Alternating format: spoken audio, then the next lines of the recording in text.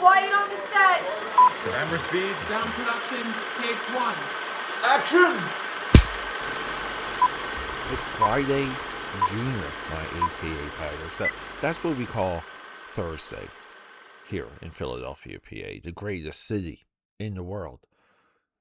Caroline, 2025. Directed by Adam Carter Remire. Starring Samara Weaving and Kyle Gallner. Those three names should lock in a film experience. Samara Weaving is, in my view, the new girl. She is picking the roles. She's hitting home runs. Everything she is, everything she chooses, everything she's in. I hate the Margot Robbie memes where they compare her with Margot. She, in my view, she looks nothing like Margot Robbie. Everything she picks is a solid movie. To counter that, her co-star, and we can even say cohort in this movie, Kyle Gallner, he's doing the same thing. Everything he touches is just good.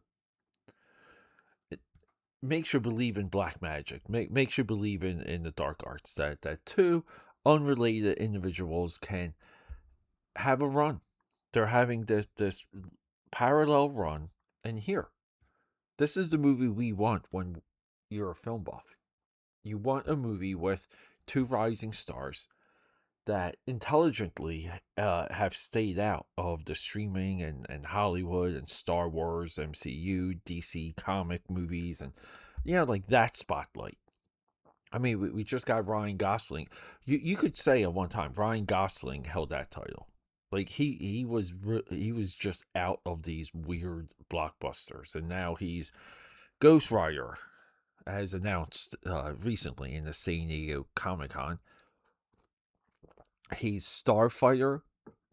He's in a Star Wars movie. He signs a Disney. He signs a Marvel movie. But what can you do after Barbie, right? And I do have a feeling these two individuals will have a similar run. Now, it could be a little bit different because the way we envision the roles and the career unfolding is you do films just like this. You do these like perfect little stories. Then you do something big. And that's a hit. But then you go back to movies just like this. And you bring your profile. You bring your ability to raise money and to make the insurance companies happy. And the talent. Hollywood. Still, vast talent. But the talent of Hollywood wants to work with you. So you do, like it's a little bit of the one for them, two for you mentality. That's how I envision the career of these two individuals. That's what I would like to see. Will we get it? I don't know. So what exactly is the story? Why was I excited as soon as it became available on Prime rental or it dropped on digital? That's what I was digging for. Because it looked like this was a Bonnie and Clyde story. Just from the initial trailer, the thumbnail or the poster, this looked like a Bonnie and Clyde. Because we have a picture of there's two dominant posters. One of them is a picture of the car with the title in the windshield. But we're in the driver's seat. And we don't see anyone. There's no human. But the scene from that shot is where this story takes a turn. It takes a wonderful dramatic turn, and that it's split with the two of them in bed with each other, right? Like Bonnie and Clyde. Like it's Mickey and Mallory from Natural Born Killers. The second poster is Samara Weaving holding a gun, pointing it away from the viewer, but just off center. Again, Bonnie and Clyde vibes. I want to say stories like this, storytellers and filmmakers are drawn to it because we always get someone who is unsuspecting, who is a little bit naive. They run into a charismatic, again, going back to black magic, like someone weaving the dark arts that appeals to them. It's so different from their way of life. Samara Weaving is this character. She is being corrupted. She falls into a run of robberies. She enjoys it. She wears all these different wigs and has accents, and puts on all her acting chops. And it's a wonderful sequence in our second act.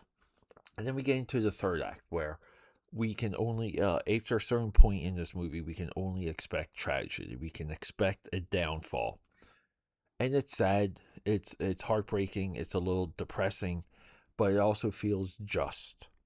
And that's where we go to Adam Carter Ramir, our director, where he lays it out in the third act. He hits those notes. And the third act really begins with this one scene where they break down on the side of a road. I'm not going to spoil it. I'm not going to go any further. And it's the beats from that scene on that really magnify Adam's talent and his ability. Adam previously, he's got a short filmography. 2024 semi-autobiographical Snack Shack. 2020 Dinner in America. 2013 Jonas. 2011 The Bunny Game. And Bunny Game is a live action. It's somewhat torture porn. But based off, I believe, off of a short film he was able to get funding for. Very impressive when it comes to 2011 standards. He's on our radar here, just in the Film Buff studio. We'll be talking more about him in the future. I do have to see The Bunny Game. I'll start there and I'll just go through his entire filmography. I am looking forward to Snack Shack because like you can kind of just envision this guy having like a shitty summer job, and now it's one of his movies. Perfection. Yeah, AKAPADers. Caroline. This is one of the solid movies, one of the best movies we have right now available on digital. I want to say if you're a film buff and you like these types of stories, which are not so much about plot, but they're driven through character, and the characters are driven through the actors, this is the film for you. I'm not going to say that this is a deep cut movie. I think this is a film going experience type movie where, quite literally speaking, you're taken on a ride and you go through some waves of emotion. It's heartbreaking. I think the montages and the scenes where they're falling in love, it's there. Like, and you want to be there with them and you want to experience it because it's such a wonderful feeling. And Adam, again, lays the breadcrumbs, lays it all out for us. In a weird way, makes us want to be both of these characters or just be around them. All right, AKAPADers, a little bit of a quick one today. Full recommendation, full love for Caroline. Okay, that's a wrap.